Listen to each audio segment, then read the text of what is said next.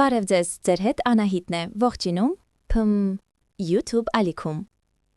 Գուցե լսել եք, որ մեխակը շատ օգտակար է և պետք է ամեն օր ընդունել 2 մեխակի բողբոջ։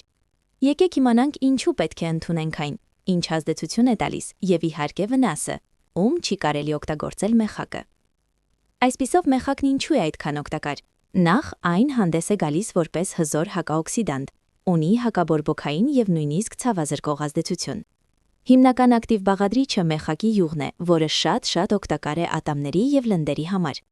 Դրա համար էլ շատ հայտնի մարդիկ գովազդում են այն, իմունիտետի համար էլ շատ լավ է։ Եթե ատամը սևացել է կամ ցավում է և անմիջապես ատամնաբույժի մոտ չեք կարող գնալ, ապա կարող եք անել հետևյալը. Պարզապես վերցրեք մեխակի բողբաճը և ծամեք հենց այն ատամի վրա, որը ցավում է, թողեք այնտեղ 20 րոպե։ Կամ եթե տանը մեխակի յուղ կա, 2-3 կաթիլ դրեք բամբակի վրա և դրեք ցավող տեղը։ Այն օգնում է, քանի որ, ինչպես ասացի, ունի ցավազրկող ազդեցություն։ Մեխակը ոչ միայն ատամների համար է օգտակար, այլև շատ լավ է մարսողության համար, ստամոքսի և աղիքների համար։ Ինչ ազդեցություն է տալիս, եթե ամեն օր ընդունենք մեխակը։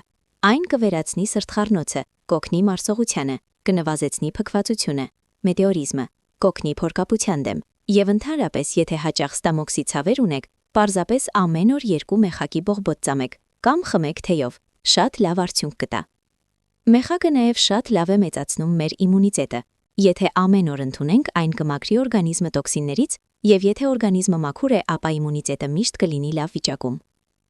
Մեխակը նաև շատ օգտակար է մաշկի համար։ Ինչու է մաշկը ծերանում։ Այն ժամանակ, երբ ազատ ռադիկալները կուտակվում են օրգանիզմում, ինչպես տաքսի մեքենաներ, որոնք չեն հեռանում։ Եթե չմաքրենք դրանք, ապա ծերացումը արագանում է։ Մեխակը որպես հզոր հակաօքսիդանտ օգնում է հեռացնել այդ ազատ ռադիկալները, և մաշկը կմնա գեղեցիկ, առանց կնճիռների։